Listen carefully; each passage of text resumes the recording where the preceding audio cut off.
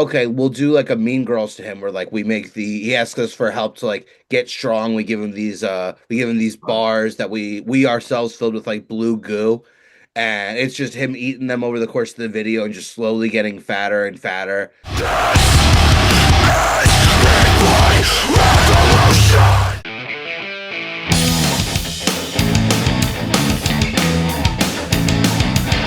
Some get so serious, some are really funny.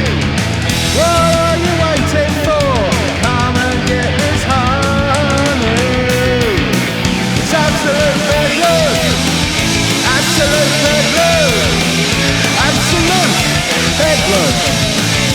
Join the hype, like and subscribe.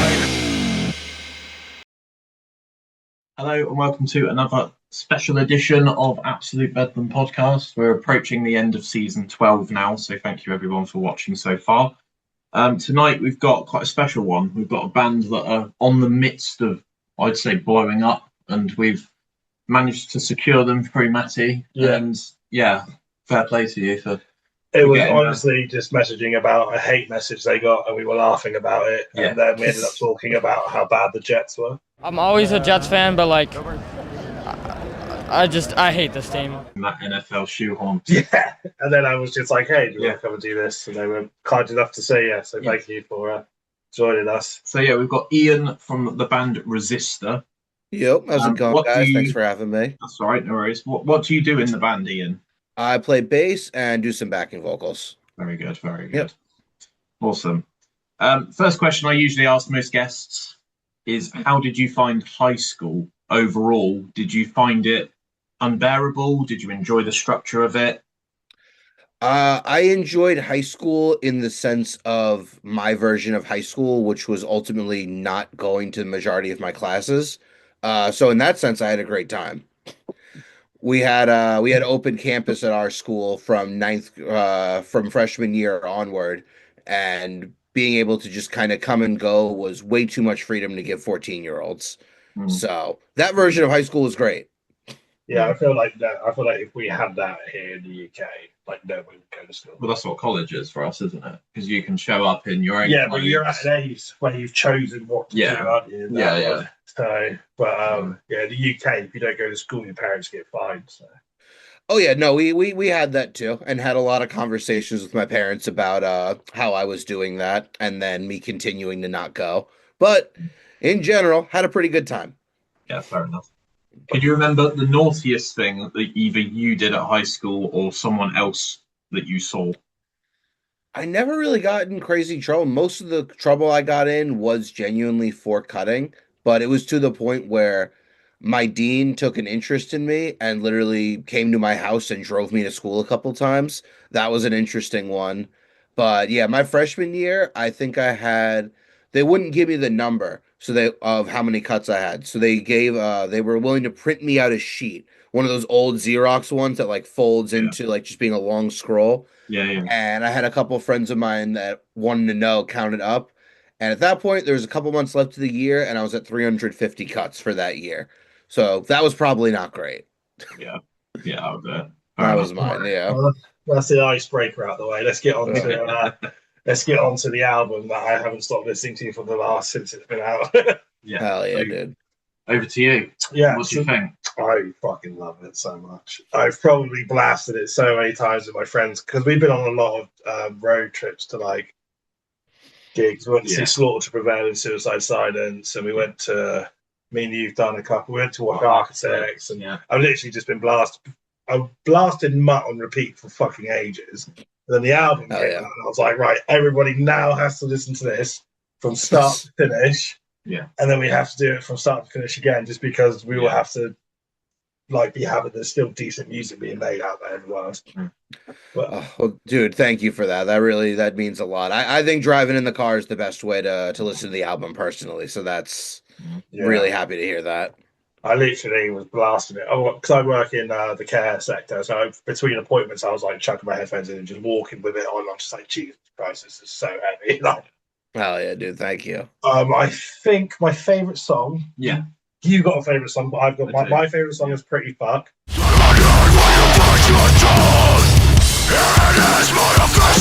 because it's just relentlessly heavy, and I just think it's absolutely just it's relentless. Like we were listening to it earlier, and Ben was like, "Fuck, this is just relentless and aggressive." I was like, "It's so good." Yeah, it just doesn't stop. Yeah, it's so good. That's definitely my favorite one. Keeps rising through the song, sort of thing. My favorite one's Dead Soul.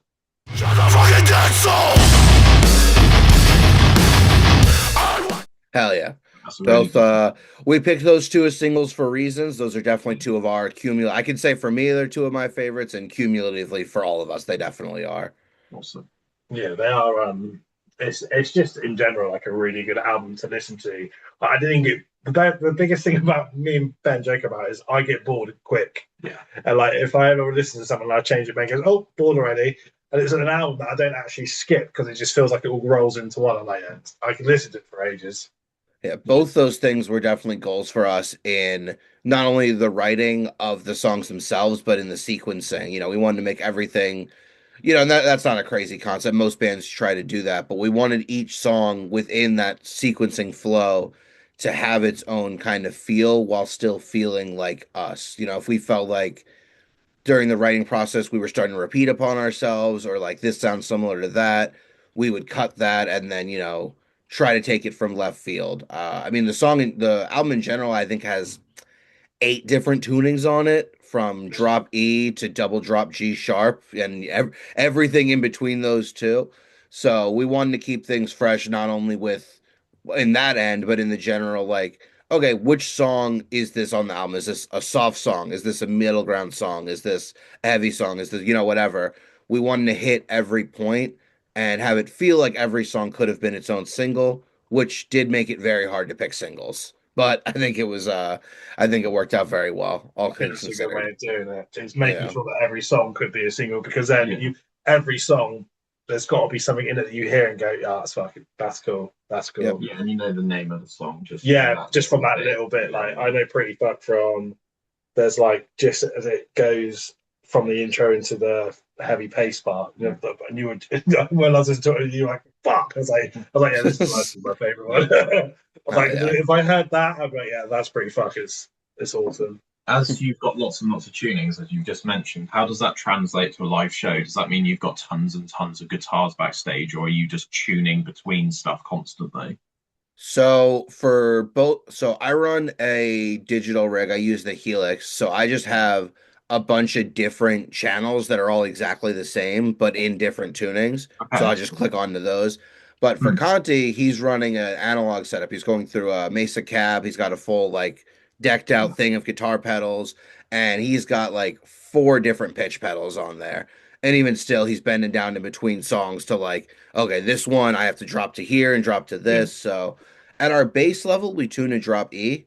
That's what the guitar is tuned to. And then we just drop from there. So everything is based around that as the central tuning. Could you imagine playing in drum? Ben's a It's a whole bassist. semi-tone down, isn't it, from standard Yep. tuning? Yeah. E is the Yeah. lowest that I go on bass. And then Yeah. anything that we drop, I go up and return and do that in Yeah. unison. Okay. Because even drop E is pushing it in terms of clarity. Like Yeah. really, it shouldn't be any lower than like an F sharp, I think, like technically speaking. But Yeah. I mean, there's so much distortion and shit fucking Yeah. cranking through that. Like you hear it. I know Brian Bella from Def Clock and from various other things that he's done. He tunes up from Yep. E to C. So he throws the thinnest bass string away and Yeah. buys a 5 string set for his 4 string bass.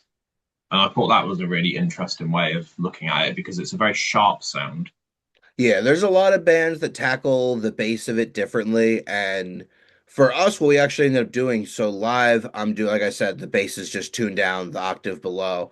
Mm. But in the studio, we actually did a really cool blend where it's both the unison octave, like just a normal standard tune E, and also the dropped E on top of that. Yeah, So they're layered together to give it like the higher one gives it that clarity, the low end gives the low end that, just wouldn't work not having it in what we do. We've yeah. tried and it's just not the same. So we ended up settling on a really cool blend that our producer Randy helped us set up, and I think it turned out great for the record. Last question for me for a little bit, but where did you record your album? Because it's incredibly well produced. It sounds really, really good. Thank you. So we recorded it with Randy LaBeouf. He also did our Headcase EP as well. We did that back in, we started it, we've been writing it all through, I'd say the first half of 2025, and then went in August to go record it with Randy at his studio in New Jersey. And we were actually able to live there for the duration of recording the record, which was Yeah. amazing. I mean, we were there, we got there early mid August, and we left from there to go on tour for all of October, and then still had to go back afterwards in November to wrap up a couple last things. So it was a very long process, but I mean, Randy's done band like Kubla Khan, Acacia Strain, things like that. So he was, and the guys had worked with him in the past. I joined the band after they had recorded that last EP. So for them, there was no one else they wanted to go with, and I'm now having worked with him myself, I feel the exact same way. Record wouldn't have been what it is without him. You can tell, like, Mm. if he's worked with Cooper Carter, like, you can tell the production, like, there is like a distinct sound when coming to recording, and yeah, no, that's cool. It's good as well because yeah, Cooper Carter ridiculously known for being heavy as well, so Oh it's yeah. it's good to work with someone that can go, all right. So you're gonna go like this, then he can go, well, actually, what I think you should do, actually give it input. Did we see them support Chelsea Grit? 4 fucking years ago, mate. Yeah. Yeah, in a tiny little venue in Yeah, Bristol. I think it's like a 300 capacity venue. It was Chelsea Green, Cooper Khan. There was another band, but I remember watching. Yeah. I think they just released a single, The Hammer, and I would just remember it just being like the heaviest fucking thing I've heard in a while. It made me want to stop being such a fat piece of shit and go to the gym. But it's not worked out. Dude, it's crazy with that band. I was doom Yeah. scrolling. This was a few weeks ago, but on the topic of Kubla Khan, and I came up with a video of them from like some local show they played, 10, 15, whatever. It was a long time ago. And the vocalist just hearing it like sounds exactly the same. Yeah. And I was just like it was so like it was almost like disorienting. Like how is like that, he's so much younger obviously then and everything. It's just like, wow, you still sound like that's your voice. Like it was very crazy to hear like that it's I fucking love that though. When you like scroll through, you find like I saw one of Sleep Token. Yeah. And they were in like a tiny little venue. Obviously, I know who they are, and like, obviously I knew that they came from nothing because obviously I knew who they were. But like seeing them now, obviously, because like all of the boys, they fucking love them. Yeah. And then I just scroll past the Sleep Token in like a event, like our local venue, Finn's. And I was like, that's got to be mental. Like that's got, because when I went to see them, it wasn't like a small, it was like a medium sized venue. Yeah. But seeing like a video of them just in a cape, Yeah. Yeah. Yeah. Like, you no- see the productions. Yeah. It's not quite no as much as- lights, Yeah. like your house lights, which is just a couple of Yeah. pans They use flashing. lights so much as well. In Yeah, that, yeah. And like just seeing that, I was like even though I knew them, I was still like, it's weird seeing it because they just played our biggest arena in the UK. Yeah, it's hard to imagine some of those bands ever playing, small things. You see stuff like, Slipknot, Metallica, like the biggest bands in the genre, like what they come up from, but it's still like you said, it's crazy to see that like they were doing that thing and trying to do the Sleep Token thing from the very beginning, playing to 50 people, and now they're playing to thousands of thousands, one of the biggest names in rock. Their stage setup, like you guys were saying, is bananas. They got that giant, like 4 story tall fucking set piece behind them, that cave or whatever. Yeah. Yeah. It's absolutely insane. Yeah, I remember seeing the waterfall at the festival. I was like, just I saw them in like this venue. There's like 1,000 people there, and now I'm just looking at this video of them with the waterfall on stage. I'm like, I love that Yep. at some point someone wrote an email with that in as a request. Like, we just want a waterfall Yeah. on stage, please. we want a rider, we want towels, and we want a waterfall. It's like, yes, sir, no problem. Yeah. You can have whatever you want. Right, I'm going to shut up and let you ask this question. The top one. Oh yeah, so obviously your album's out now. Everyone needs to go listen to it, and we need to get you guys to the UK. Yes. That is my achievement. I need to do that. Obviously, I sent you the email, the chap that I recommend. He's really good at getting stuff done. So, is there a particular song that you were excited to release before the album came out? I would say the one that I was most excited to release was the one that actually came out with the album, XXXL. and that one's just specifically because of the video that we did for that one. We had the concept for that for a bit. Did you guys get the chance to watch that video? I haven't yet. No. No, yeah. So essentially, that song's like the big boy anthem.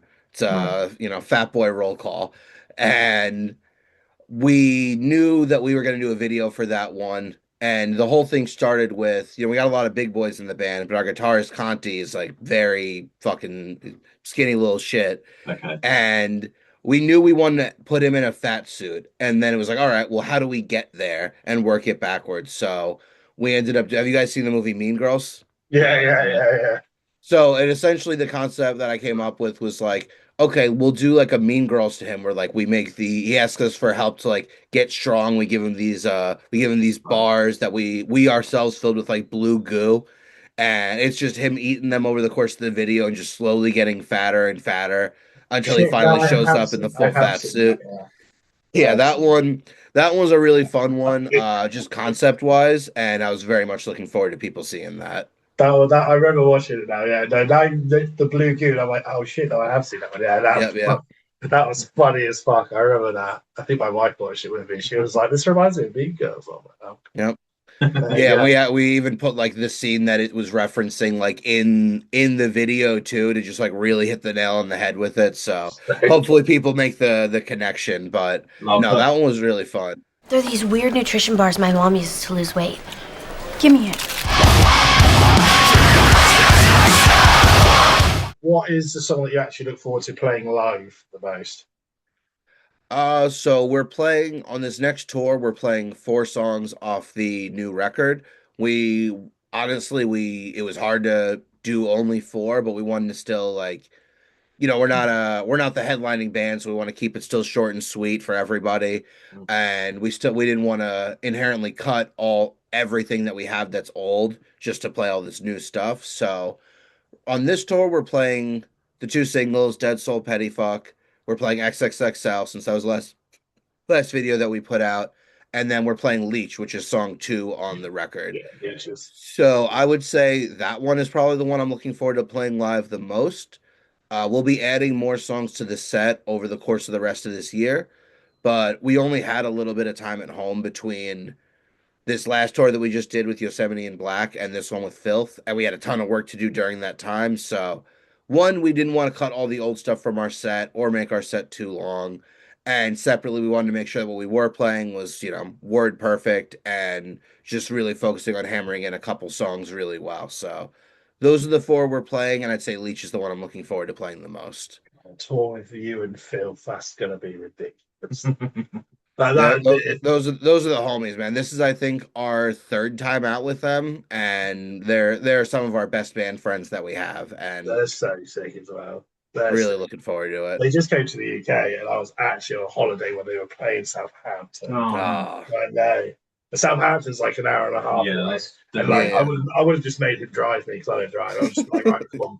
But I think I was away. We'll bear that in mind for the future, then. Yeah, they played Suburbia. Do you remember when my old band played Suburbia? Yeah. The one that's just down by like the old college. Oh yeah. That tiny. It's not really tiny. It's about a 200 cat venue. Yeah. And they were in there, and I was like, oh my god, filth in this tiny little room would just be ridiculous to see. But Southampton's got like small, medium, large size venues. Southampton's a good place to hit up on. Yeah. It used to be like the go-to for up-and-coming bands that come in overseas because an hour away from London as well. Yeah, there's just so many small venues to medium, and you could find a venue that would suit any band to play. Yeah. So it's a good little place to play. So how are you feeling with obviously the new promoting of the band is just short form content at the moment? It's nuts. I struggle. Sorry. A lot of bands are obviously doing it at the moment. Yeah. I've seen like bigger bands, smaller bands doing it. I know, and a lot of bands like we've spoken to have said like, oh, it's hard because we're on tour, we're recording, we're back on tour, like trying to like get the short form, and then make it, and then trying to capture. How are you finding that, doing that as well? Because that's how I actually found you. Because I'm pretty sure I sent it to you, didn't I? The video of you were playing live, and I was just like, mate, it's a fucking live DJ. This is fucking, you need to fucking watch this right now. And Ben just replied with, Ben, I'm literally at work. I'm like, don't care. You need to go on Instagram right now. Quit your job. Yeah, quit your job, go and watch this video. How are you finding like filming the short form? Because that's a new promoting now, isn't it? Really? Yeah. So I'm of two thoughts about it. In as a general thing, we do handle it pretty well. Peter, our drummer, and myself, we tag team most of the social media stuff as far as like making sure that we're uploading every day, which is a priority for us. We make sure that something goes up every single day, video wise. I think maybe we miss 5 to 10 days a year, so 360 odd reels are going up every single Yeah. year. That's fair. And as far as handling that, honestly, like we'll definitely do like specific content shoot days to like do a few things. But in general, we just, I make sure that I'm filming every show with on a tripod. When we do our music videos, we're not only doing the music video, but then I'll get all the separate takes as well of everybody, have those banked for content. Whenever we can have a videographer, we'll have them shoot the set for us, break that up. So it's really just like it's trying to find ways to maximize what you're already doing in order to serve a dual purpose. Yeah. So as far as that, we manage it, I'd say as well as someone possibly could. And as far as having to do it, like, would I rather just do a few music videos a year, ride off streaming, and not have to worry about that? Sure. But the reality is that the playing field is more level than it's ever been, short of big budgets and things like that. Like at the end of the day, everyone's got social media, everybody can upload every day. Everyone, even if you don't have a nice camera, the phones, the new iPhone 17, the new Android, like they're all beautiful cameras. Like Mhm. they all work pretty well if you put in a little bit of effort. And I talk to a lot of bands that'll ask us how we do it, and I'll tell them exactly what we do, and then they turn around and they don't do it, and it's like that's Yeah. cool, but you can't. Yeah. You can be annoyed that the game is the game, but if you're not gonna participate in it, then you can't be mad that the game doesn't want you there. Absolutely. No, Yeah. 100%. That's really It's Yeah. a necessary evil, and honestly, it's for the best because I think back to what it must have been like for bands coming up in the 70s, 80s, 90s, early 2000s, mid 2000s, so where it's like it was a fucking crapshoot. Yeah. Before it was content, it was did your music video on YouTube go viral? No. Cool. You just wasted thousands of dollars Yeah. and now you have to wait for the next one and hope that works out. If you don't have a label in your corner, how else are you getting to people? Yeah.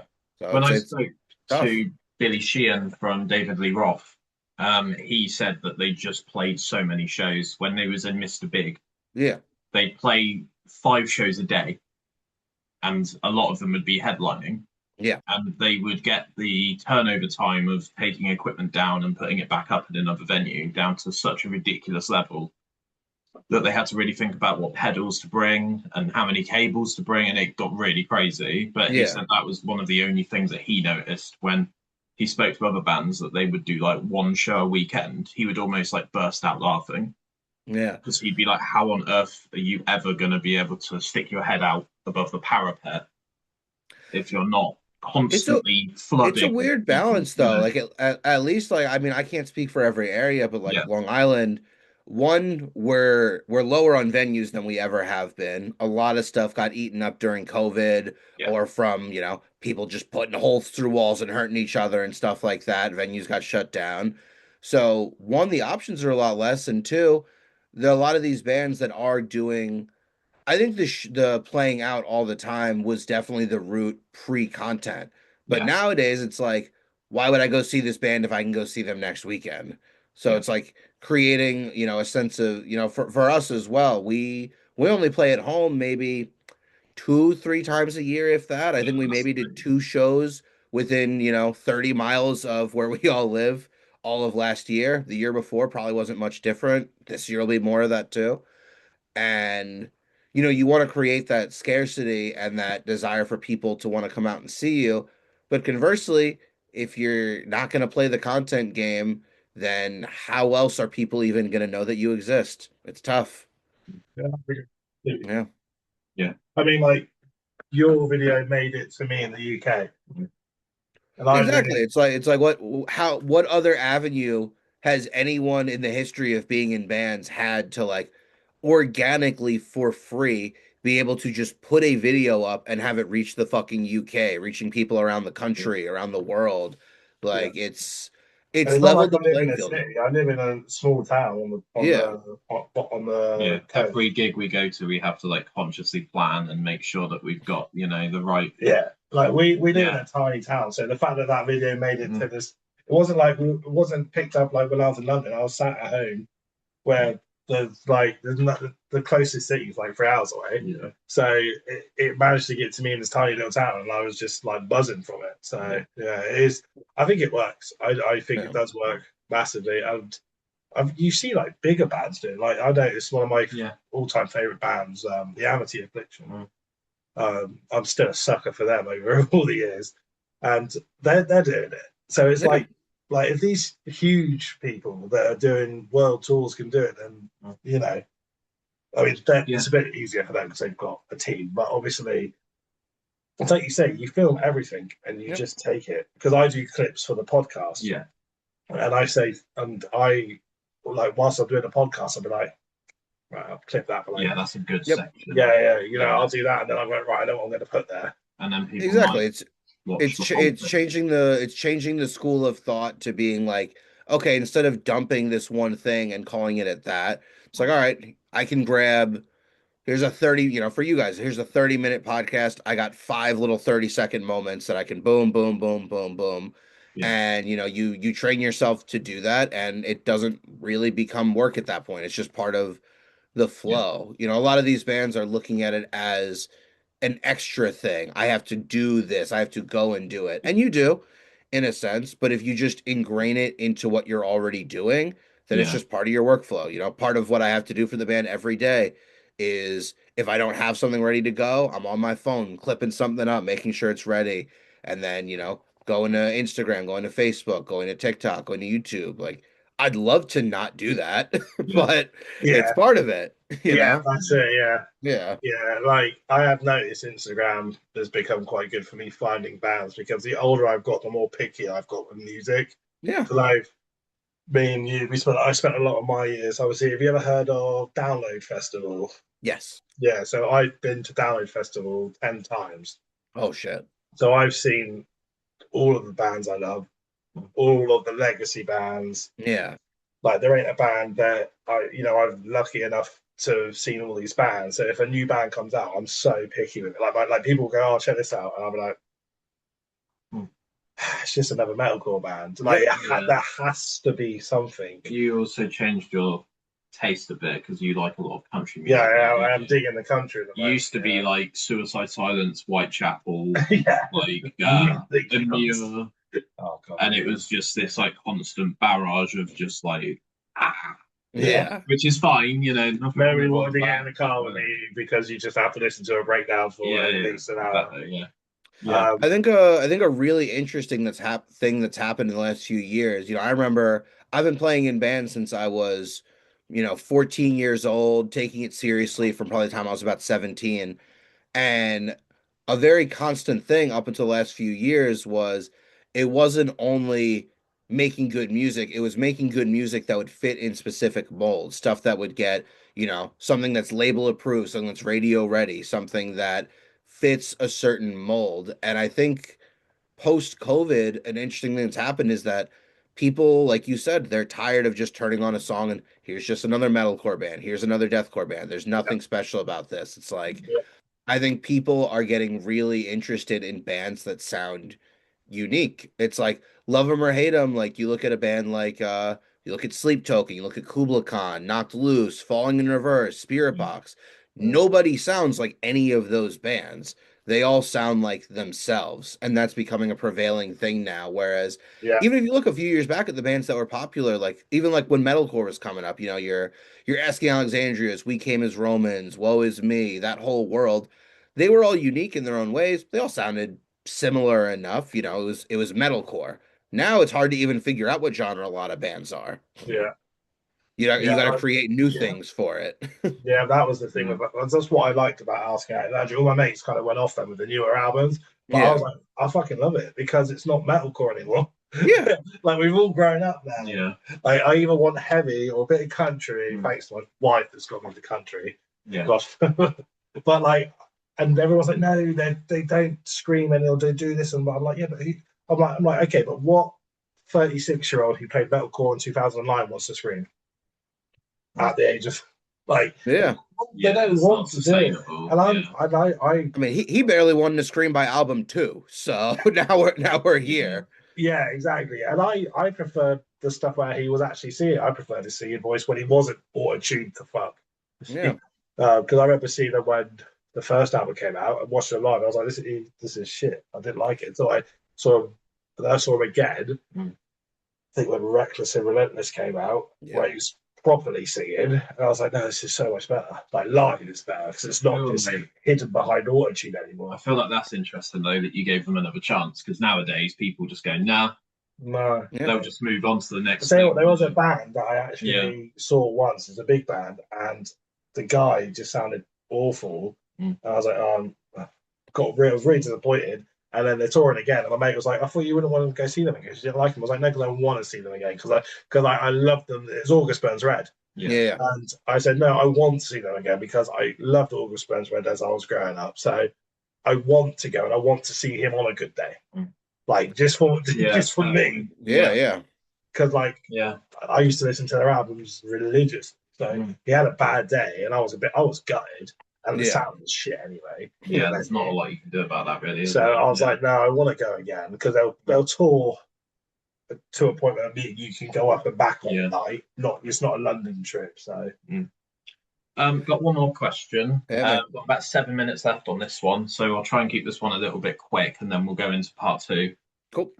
What is the Sewage Crew? Is that a name that you've given your audience? So Sewage Crew definitely predates me. I am technically the newest member of the band. I've been in for a few years now, but technically I'm the most recent.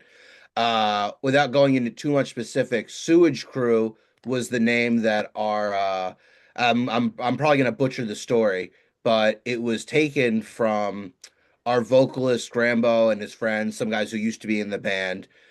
Used to, do these really degenerate parties back in like high school, early college years back in the day, and they were the Sewage Crew, and that just devolved into it's like Slipknot's got their maggots and all that stuff, and Sewage Crew just became this throwaway thing that ended up sticking around with us, and now it's a huge part of what we do. Again, our vocalist Grambo also has his own fingerboard company now, which is Sewage Crew Fingerboards, which makes boards not just for us but for other bands, and they're their own company like within the fingerboarding world as well. They're in different shops. We've had stuff in Zoomies and shit, so it's gone from these high school garage and basement parties to here, going through decades. So much as I don't have the personal connection to its roots that he and some of the older members that used to be in the band do, I think it's really cool that it's become this thing that grew over time and is now synonymous with what we do. Yeah, that's cool. It is good because it does remind you, because not a lot of bands do that, like Slipknot's got the maggots. That there's a few bands that used to do it. You don't see it anymore. Iceland Kills do. They have the Psychos. Yep. They're quite cool. I like Iceland Kills. I actually recently saw them. They're quite good. I think Bill Murray calls them the Crankers.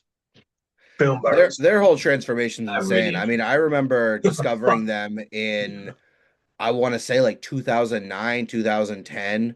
I think they were like a ska band when they first started, and the first album I heard by them was I think their first record.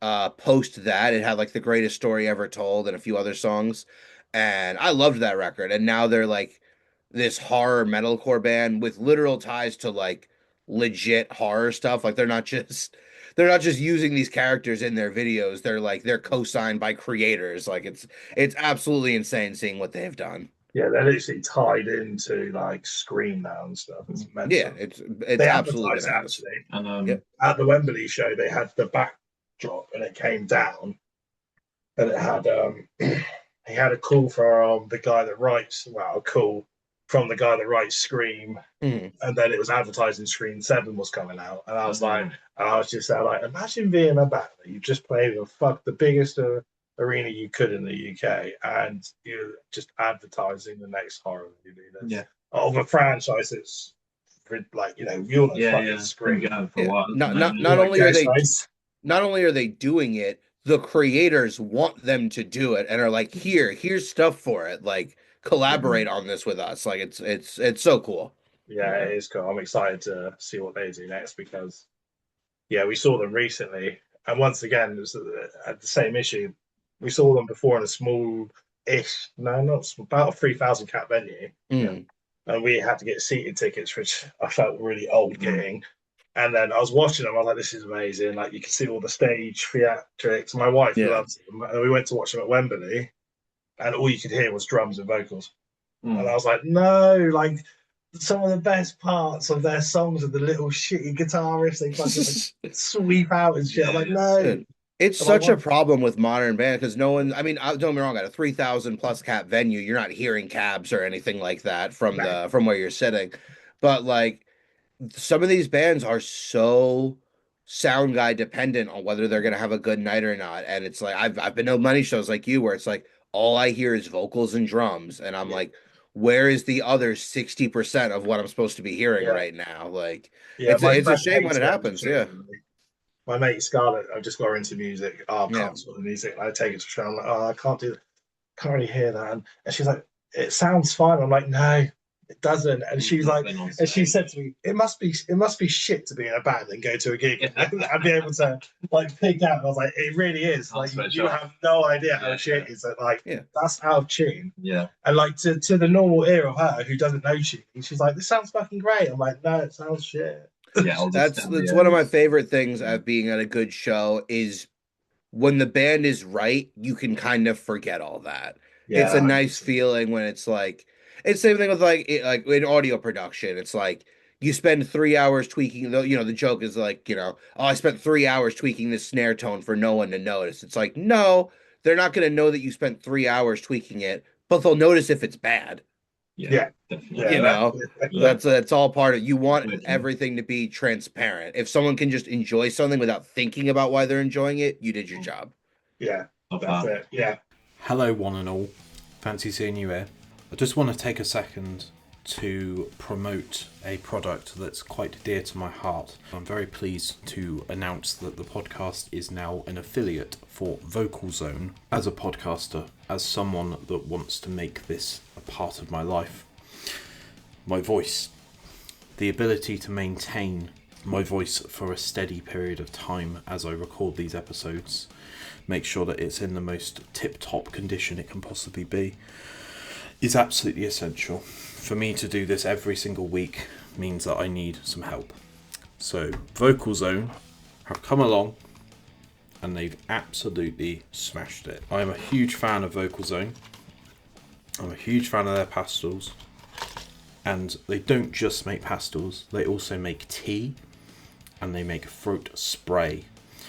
Throat spray is a really interesting one because typically with tea and pastels you have to actually sort of eat it or digest it and then it kicks in.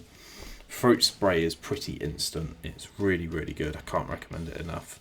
They are specifically formulated to relieve irritation from excessive speaking or singing to help you keep a clear voice. They have been doing this since 1912. And some of the most iconic artists of all time have relied on these products.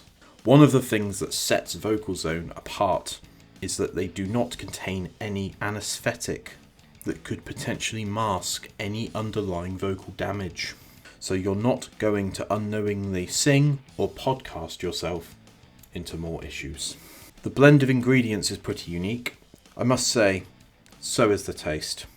When you take one of these, I cannot explain to you how good your throat suddenly feels. There's this real sense of euphoria when you eat one of these. And they do a honey one, guys. Honey, like this boy. So yeah, if you're looking for a confidence boosting product that won't break the bank, please consider supporting the show and supporting Vocal Zone using the website This will take you to a affiliate link and you'll get 10% off everything on their store. Please check out Vocal Zone. They do a lot for the local community around them, and I can't think of any product better to keep your throat and your voice in the best possible shape it can be. Absolute bedlam. So one of the things that drew me in, and this was the very first thing, was obviously the short form content, and it was the fact you have a live DJ and the energy it brought to live shows. I just thought that was so, and he doesn't just stand and go, like, the guy's all over the place, like proper vibing with the music. And like, I wanted to say, was that something that the band started with, or did it come further down the line? So technically speaking, the band. So there's two iterations of the band. The band technically started in like 2018. It was just like a generic deathcore band. It became what it is over the next couple of years from that, and then really started becoming what it is now. In I'd say it was either late 2020, early 2021, something like that, when Grambo, our vocalist, met Conti, our guitarist, at a skate park. They were both scootering, met each other, and then Conti ended up joining the band.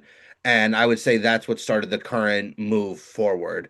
But predating that, Grambo, the vocalist, actually did turntables on some of the earlier recordings. He had like a setup, and like it was a thing that he wanted to do. And then from there, RC, our current DJ, is the second one that we've had.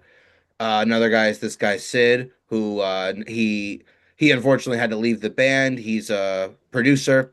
He works with a lot of big rappers and stuff like that, so it's just eating too much of his time. So we ended up getting RC.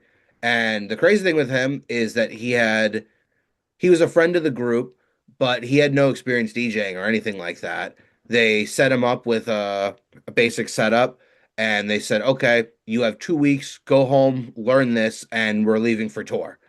And he pulled up after 2 weeks and was just fucking basically word perfect to what they had, and the rest was history from there. So I'd say it's been integral to the sound since very early in, and RC has definitely been the person who elevated that the most between the two other people in the past who had done scratching in the band. It's so cool because I like that's what I like. Because a lot of bands these days, obviously, it's easy. Obviously, the drummer's got a click track. You whack that click track in, you can press play. You can have a DJ. You don't need a person. You can just press play. Yeah. And what I liked about it wasn't just press play. It was him just going absolute vibing out on this deck, just going nuts. And like in a breakdown there's just between the breakdowns, it's just like soft little like DJ bits. I'm just like, this is just too fucking cool. Like, that's what drew me in. Yeah. And then I was like, right, this is ridiculous. Mutt drew me in because Mutt is just. I mean, Petty Fug is still my favorite, but Mutt is a close second, just because of that fucking breakdown. That bass part was just dum. I'm like, oh my god, it's like someone's getting scared.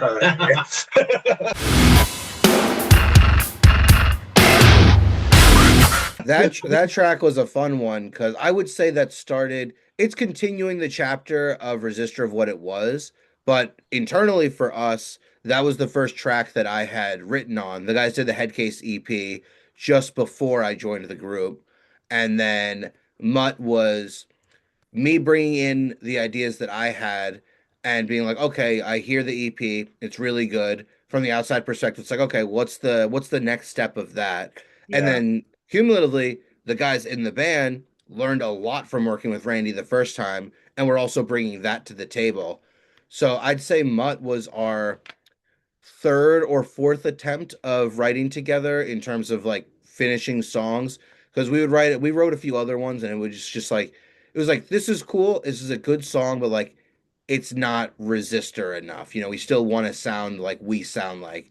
So I think Mutt was the third or fourth track that we all did together, and it was the one that made us go like, no, there's something here.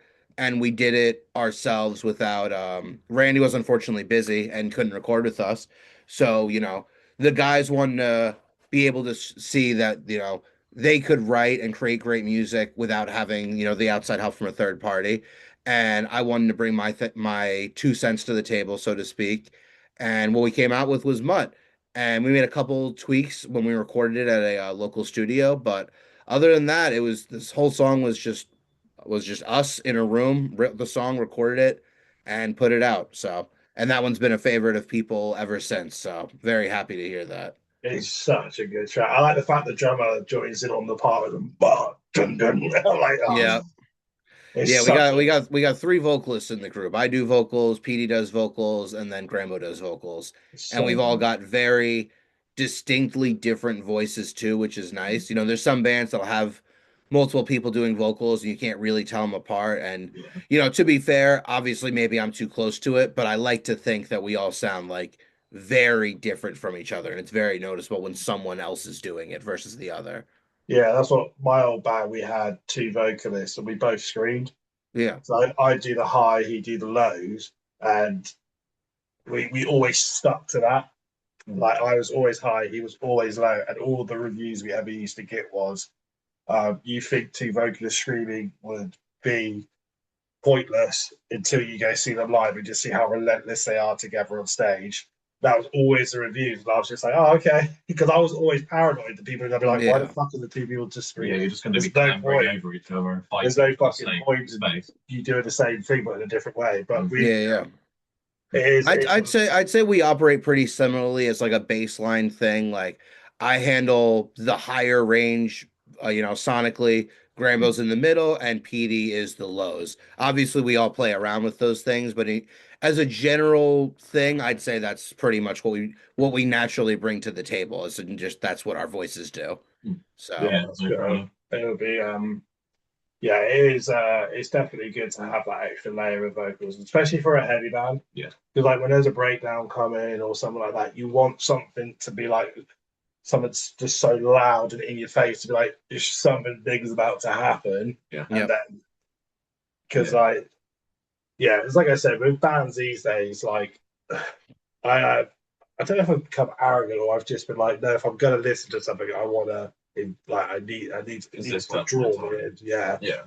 Because I you don't need have a lot of time something. now. Not we're not Yeah. with Yeah, not yeah. with a 1 year old and a full time job and Yeah. like so like if I get a chance to listen to music, I need to make sure that it's something that I really want to get into. And That's now, 100%. now the next thing something- is getting Resistor to the UK. Yeah. That's the next one. That's something that I think about a lot where bands release like really good songs and you go on their Spotify and you realize that they've actually only released an EP. So they've only actually released 5 really good songs. Right. But when I'm driving somewhere for 2 hours, like I can't just listen to those songs over and over. But I understand that obviously now bands have to release things to a certain quality. So if you've got 5 albums and you know people look back, don't they, at the discography and Yep. the back catalogue and You can Yeah. listen to 5 tracks a day. Like I listened to Mutt on repeat for so long. People like Fuck yeah. Ross when we were going to when we were getting to Sword to Prevail, I put it on the cut. He was like, mate, Yeah. we've already listened to this. I'm like, yeah, that's what I'm doing it. Fuck yeah.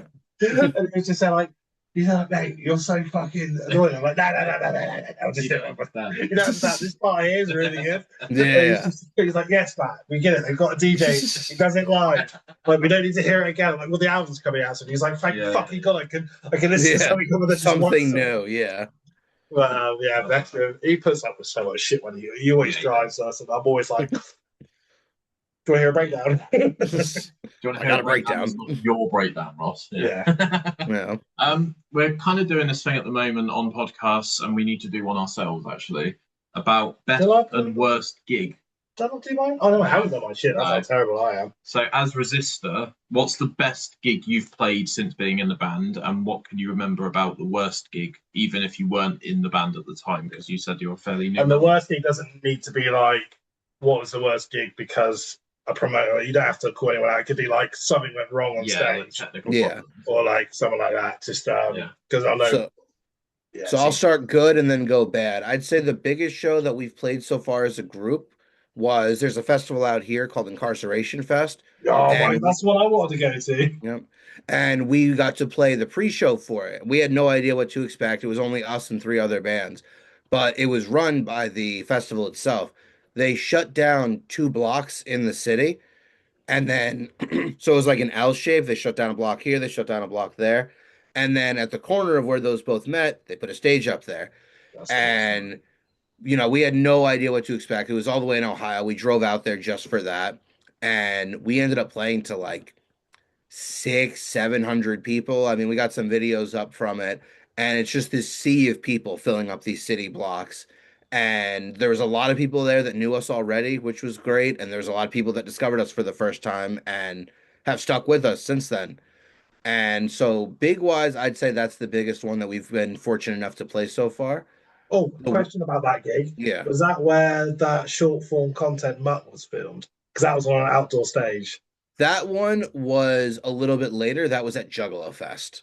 Right, okay. Okay. Yeah, that was not too long after that, and it that show was interesting. It was not what we were hoping it was going to be, because that was another one. We actually left the studio mid recording the album to drive 10 hours there to go play it and then come home. Jesus Christ. And the way they had it set up with the stages were they're all over the place over this giant field.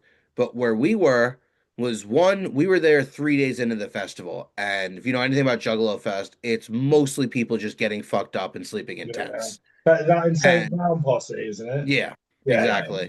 yeah. So we didn't play too early. We played at like 4:30, I want to say, something like that. But the problem was our stage was to walk from one end to the other end was probably about a 15-minute walk.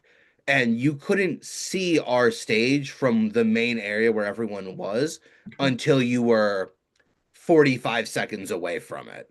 Right, okay. So I think one of the biggest hurdles that we had there was just genuine visibility. There wasn't signs saying go here. I mean, we got there, walked around the festival, and then got a little bit lost trying to find our way back.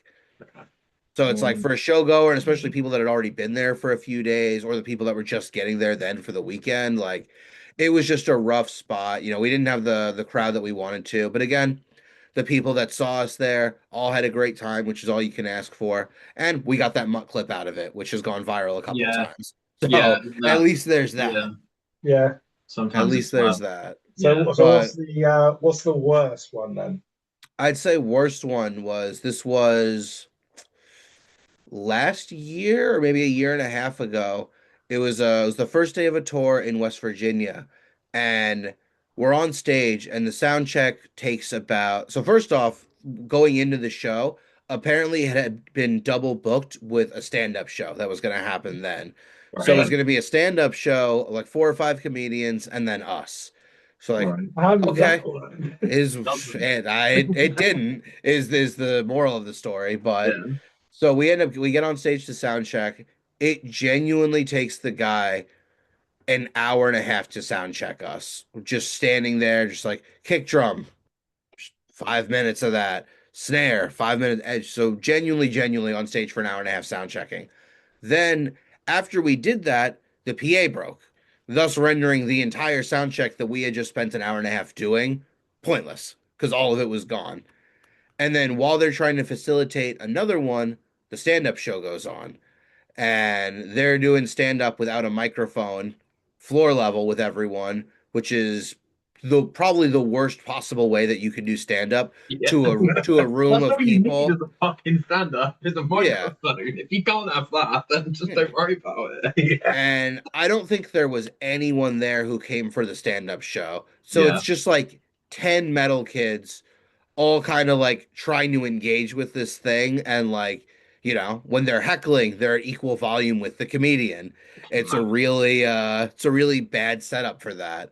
Yeah. And then, I mean, yeah, all things considered, then we were gonna just leave because there was no PA. There couldn't have been a show, but they ended up, finding one at the last minute. They're like, "Do you guys want to sound check again?" We're like, "Absolutely not."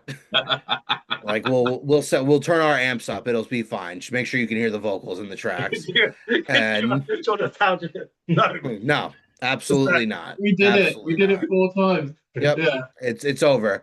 And then and then we played to, if I'm being generous to us, maybe we played to like 8 people, and then went on our merry way for the next 8-hour drive. Yeah. So I'd say that was probably one of the worst ones in That terms of drive just home pacing of the day. That drive home can really test your Yeah. Oh no, this was day one of the tour, which was arguably even worse. You got it out of the way though. Yeah, mid tour you kind of eat a bad show and you're like, whatever, tomorrow will be better. Yeah. Starting on a show like that is not a great way to kick things off. No. Yeah, and America's different. Like in the UK, like when we used to do tours, like we're looking at 2-3 hour drives most. Yeah. Oh yeah, Like for America, us it's like if we have a 2 or 3 hour drive, we're fucking stoked. yeah, Yeah, that's nuts. we're thrilled. Yeah. It's nuts because my wife's family lives in Florida, and Mm, her stepmom's originally from Rochester, New York. mm. And I'm like, oh, when we go to Florida, we'll just drive up to Rochester. And she's like, do you know how fucking far that is? And they're like, 20-hour drive, yeah. yeah. And they're like, we'd have to get on another flight to go to Rochester to then fly back to Florida so you Mm. can get your flight home to the UK. And I was like, oh, Yeah, well, for that makes UK, sense. I mean, if you went, because I was out there a few years ago, we went to we stayed in Brighton Beach just outside London, Okay. and then we went to a bunch of the UK. We went all the way out to we saw Stonehenge, we went to Land's End, we Stonehenge is stayed, near us. yeah. Yeah. Okay, cool. I was gonna ask if where you guys were in relation to all that, and we Mhm. stayed in this other coastal town. I'm blanking on the name of it, but it's beautiful. It's close to Land's End. Really nice big Um, town. Was it Cornwall. It'll be in Cornwall. Is it Falmouth or something? No, it wasn't that. Penzance? Now I actually want to remember what it was because it was the town itself was beautiful. Cornwall's where I Yeah. try to go on holiday. I camp out. Yeah. I like camping, so I tend to go to Cornwall a lot because it's just beautiful. Cornwall has the smallest city in the UK called Truro. Yeah, this So was where is it? there's a I place got a called picture Tintagel here. as well. I don't know. I went to Land's End. I remember going to Land's End, and Yeah. I St. remember Ives. That was the name of the town. St. Oh, Ives. right. that's where I St. stayed. Ives. Yeah, Yep. yeah, it's beautiful there. Yeah, Yeah. gorgeous town. So we went all over the UK and it was, but like I think end to end it was about 3 hours from I know Brighton Beach isn't the end, but like that to Land's End I think was Yeah. cumulatively 3 hours. Yeah, Land's End is the end basically. Yeah. Yeah. Yeah. Yeah, we're between Brighton and Land's End, Yeah. but yeah, Yeah. then, yeah, The 3 hours though was terrifying because oh I think yeah, it's the crazy roads that here. I think it's crazy that the UK will rent cars to people who have no experience driving on those roads. Mhm. And my buddy rented a car and he'd been out there before, but he'd never driven. And just the amount of cars he almost sideswiped in that first 30 minutes was like, I mean, When credit to him. He did such a good job, but like that the first the 30 roads minutes in in Cornwall general, as well, like yeah. the single lane roads where you got to Yeah. pull over into the bush to let people pass. Yep. Like, Every time we ran into one of those, it was like, please don't let anyone come. Please don't. And then, of course, someone would come. And it yeah, was, yeah, it's Oh, inevitable. reverse. Yeah. My mother-in-law, who's from Rochester, when we when she first come over here and we took her to somewhere and it's all icing layer roads, she was yeah. literally holding onto the handle for dear life. Yeah. No. Charlotte, my wife's dad was Oh, driving, and then in the end, she just looked around to me in the back and went, I'm calling this the oh fuck handle. I was like, Yeah. okay. That is what it Take is. your hand off of it. I was like, are you all right? She was like, do you not know how big the roads are in America? I was like, yeah, they're huge, but America's also huge, and we're not. And she was like, this is fucking terrifying. I don't want to do it. I was like, well, you've got to get where you want to go to. Yeah. She's like, It's insane. I mean, New York, I was like, what's that? New York, if you drove the entire, length of end to end of the UK and New York, you would maybe be a third of the way through the state. Like Yeah. it's actually crazy. Yeah, it is. Awesome. It is cool. I did like that when she used to come over. She fucking ate some gummies in the end to relax. Yeah. She was just sat in the car like, I was like, it's really not that bad. She was like, it is. We're gonna crash. I was like, we're not. I was like we drive on these roads all the time. It's perfectly safe. Like we're not. And then in the back of your head, I'm like, hey, we might. Probably Yeah. won't. Yeah. Anything could happen. The world's an unsafe place. Got two more questions for you, Ian. We're conscious of Hit your time. Have you got any questions for us at all, as people that have been running a podcast for nearly 7 years now? Um, hmm. I am interested in starting a podcast. I would say what made you decide to get it started, I guess, in the first place? So I started this in October 2020 because I got really, really bored during COVID, and I Yeah. had such a good phone book of people that I could call upon. And it started off as actually just reconnecting with people from school. Oh yeah. And then it just grew. And then I started emailing people like MC Lars and Brendan from Wheatus and the singer of In Me, who are a UK based band. And it kind of just got a bit out of control. And it got to the point where I was recording like 3 episodes a week. And inevitably, I got quite burnt out on that. So now I do a lot less. But it was just really fun to interview people and get their thoughts. And I'm quite a curious person, and I like to see how people operate and how people make money. And, you know, the online world is so fast moving that, you know, I want to know what their secrets are to stay relevant and on top of everything. You know? And I basically just come in on podcasts every now and then when I've got time. Yeah. Or if I can get someone like you guys, when you're like, yeah, we'll come on. I was like, fuck, that's so cool. I'm like, no way. And then like, because Ben started it, so I've only me and Ben for like 7 years over a really stupid shit. And we basically saw each other at a festival. We're like, why were we angry at each other again? Yeah. It's really interesting trying to book bands as a two rather than just me doing everything. Yeah. And that comes with its challenges sometimes. Like, I'll message you guys, and I'm like, and I said, Resistor and Keep It Come On. He was like, no, they're fucking not. That's ridiculous. It's like, why would they want to come on this podcast? I was like, I don't know. He said they would. I've also had this self-sabotage model as well of booking bands like 7 months in advance. Yeah, so if you come along and say, oh, Trivium want to speak to us, I'm like, they literally can't come. They can't come on until July. And then they'll just leave. They'll just be like, oh, don't worry about it then. So I've got to like make things move and schedule stuff in. And it's a constant thing. Obviously, if you go down the podcast rabbit hole yourself, you'll understand. Yeah, I'm sure. A constant grind, and my screen time's gone up a lot since doing this podcast because I'm always emailing people and I'm always making notes like this. This is all the notes that we've got written down for you.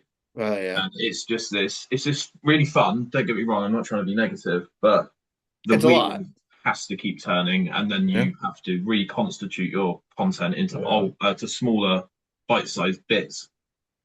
Because 2 random people from Weymouth, I don't know if people are necessarily going to give us 90 minutes of their time because they feel like it. They have to be spoon-fed and tunneled in. But you did say you started to enjoy it again when me and you started doing it again, didn't you? Yeah, because like when I enjoyed it from a bit of a different angle as well. You've got a bit more of a different music. It kind of relit the spark in it a little bit. Yeah. I was like, instead of doing a band, like when Download Festival lineup was coming out, I was like, let's let's get together. But when Download lineup comes out, let's do a video about it. Yeah, we reacted to the Download lineup, and that was nice. Fun. And that kind of set a bit, as well. Yeah, and that kind of set a spark again. Yeah. And then every now and then, I can't do all podcasts. Plus, some of the like Ben said, do you want to come on this one, or like someone? Like, there was a couple of people, and I said I would, but respectfully, I don't know who they are. Yeah, and I would be sat there. Like... I'd just be sat there going, "All right, yeah, cool." Yeah, and it wouldn't be a good podcast to have 2 of us if one's answering the question, I'm just there.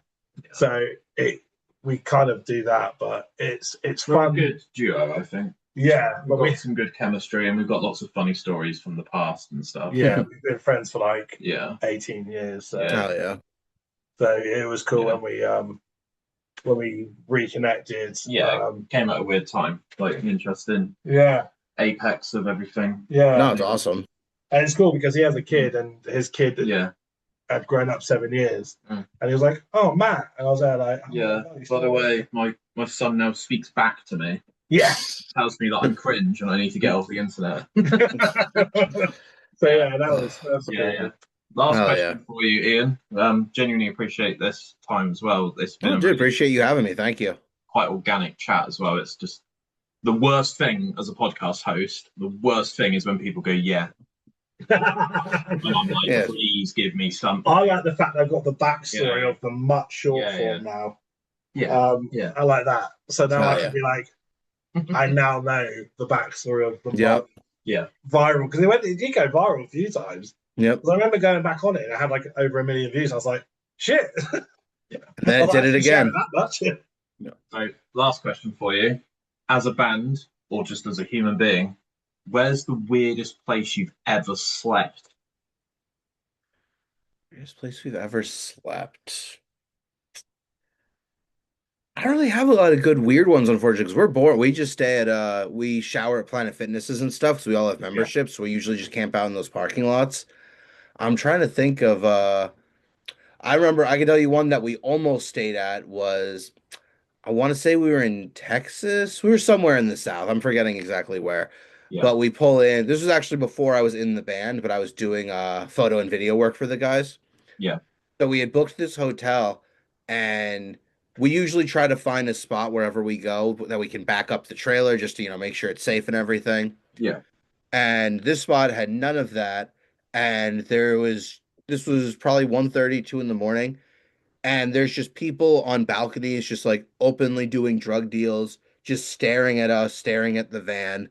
And then it became this big argument of like, we already paid for this place, like we should stay here. And it's like, we absolutely cannot stay here. Like, we gotta go. But it's also 95 degrees outside, so we can't exactly just sleep in the van. And so it just became this giant thing between all the guys, while the rest of us are just standing there with our blankets and all our stuff in our hand, waiting for them to be done so we can go do whatever we're gonna do. And then ultimately we just left and drove through the night so the AC could be on. And then yeah, that was probably the closest one to being shit, but we ended up just keeping it moving anyway. Yeah. I've got a funny one, Yeah. Yeah. and I've got the strangest one for me in a bit and about. So the funniest one was, so in the UK we've got travel lodges, which is like your cheap motel basically. Yeah. Mhm. Economy. Yeah. And the guy, there's a promoter that used to always put us on. He was such a legend, called Mark. I still talk to him now. He doesn't even know the venue anymore. We still talk to each other. He was just an absolute decent person. And he was like, "Look, I'll hook you up with a travel lodge down the road when you come up in January. It's gonna be Yeah, fucking freezing." And we were like, "Sweet, yeah, like okay, cool." And then he was like, "We'll go out after and have some drinks." I was like, "Yeah, sweet, let's fucking do it. I'm up for that." Like, Yeah. that's sweet. It's not very often you get to park up, load out, go have a drink, and go back to the hotel and just be like, "That was a good night." Yep. So we all go out, we all get absolutely wasted in true As Flames Rise fashions back in the day. Holiday. Yeah. Yeah. We had to convince our bassist not to go for a swim in January, as he's walking down the beach in his boxers. Yeah. Managed to get him back in. I put him to bed, and then we all go to bed. I'm like, right, sweet. And I get woken up at 5 o'clock by the fire alarm. I'm like, what the fuck's going on? So I open up the door, nothing's going on. Hotel staff's like, no, like, false alarm, don't worry, you can go back to bed. And we're like, okay, cool. And then the next day, we all wake up, we all go get breakfast, we're all sat on the table, and everyone's like, did everybody hit the fire alarm last night? And then our guitarist just burst out laughing. I'm like, why is he laughing? I was like, what's so funny about that? He goes, I was pretty fucked up and I couldn't find my room. And there was a sign saying call for assistance. I was like, did you press the fire alarm, Jay? Oh, Jay. Yeah. He went, yeah, I pressed the fire alarm. And then Oscar found me in the hallway, led on the floor, and pulled me into the room before the security got there. I was like, yeah. That's amazing. But the funny part about that is because we didn't get the decent night's sleep you're guaranteed, Mark got all of his money back. That's good. Oh, no shit. It was like the hotel refunded Mark his money because we didn't sleep properly. And I'm like, we didn't sleep properly because this dickhead couldn't find his hotel room. Right. It thought the fucking door handle was a fire alarm. That's amazing. And then the weirdest one is we were on the road, and in England you can just pull down a back street and just pull up and see. Yeah. Like, police won't bother you if you're there. Like, as long as you're respectful, not loud. Yeah, and usually if you leave in the morning, it's fine. As Yeah. long as you're not squatting and like, Yeah. properly staying there for months. So we found a load of vans parked up, and we were like, "Oh, we'll just go in there. That's fine. It's out of the way. There's loads of other vans there." Booked in there. We woke up the next day, and as I woke up in the car, there was just like 50 workmen around me. In the car. I was like, "What the fuck is happening?" Yeah. And I'm like, I was like hitting our drum like, "Ross, you need to wake the fuck up, bro. I have no idea what's happening. Where the fuck did we stay last night?" And what we've done is we've parked in the workmen's area because they were doing a road the next day, and they'd all come back to get the vans the next morning to start work. And I Right. literally just remember waking up and there's just fucking big bloody lads just like around the car, like, "You all right in there?" And they're like, "I No. was." I seem to have woken up at a construction site. Yeah, literally. Yeah. Yeah. That's amazing. when you come to the UK, you get that to look forward to because you could literally just fucking park up anywhere. Yeah. Yeah. As long as you're respectful and it's not someone's land, they don't really like. Yeah. We got stopped by the police a few times and they were just like, what are you doing? You're in a white van. Yeah, they move you on usually. And we were like, we're a band. We don't have anywhere to stay, so we've got beds in the back of our van, so we're gonna sleep. And they're like, oh, okay, no worries, just make sure you don't make any noise. And be on your way. Yeah. And they were like, and we had alcohol and stuff in the back, and they were like, are you drinking? I was like, we are, but obviously the driver isn't. And then like our driver was like, I'll happy to do a breathalyzer. Like, no need, carry on. So it's quite good like that. But yeah, quite polite, I suppose, in general. British people are, to be fair. Yeah. All good. Thank you, Ian. Yeah. Been lovely. I appreciate that this hasn't fully been about music the entire way through, but it's sometimes more important to just have a nice conversation rather than being like bullet point, bullet point, bullet point. And it's also cool to like know half the songs that I've been listening to, the backstory behind them. Yeah. And how it was recorded. Yeah. The fact that you had to leave the studio once, come back and do shit like that just is cool to me because it's like I remember when I used to have to do that in a band. It's cool to know the bands still fucking work their ass off and still. Yeah, there's a story behind everything. Yeah, and I just knowing the backstory is always a fun one for me. And the new album's called Bite This, correct? Bite This, yep, just came out a little over a week ago. It's streaming everywhere, and we have we just got our vinyls in as well. So those will be available on our Tour with Filth, and they're on our online shop as well with a bunch of new merch items. Fantastic. Do you ship to the UK? That I'm not 100% sure about, just because it's a outside company that's handling all that. Oh, okay. I assume they would. I just don't know how much it would cost or anything like that. Nah, that's fine. I used to pay a ridiculous amount of money to get stuff. I'm an NFL fan, so if I ever want anything actually authentic, it's like 30 quid shipping. Just start, yeah. It might get you on the wall.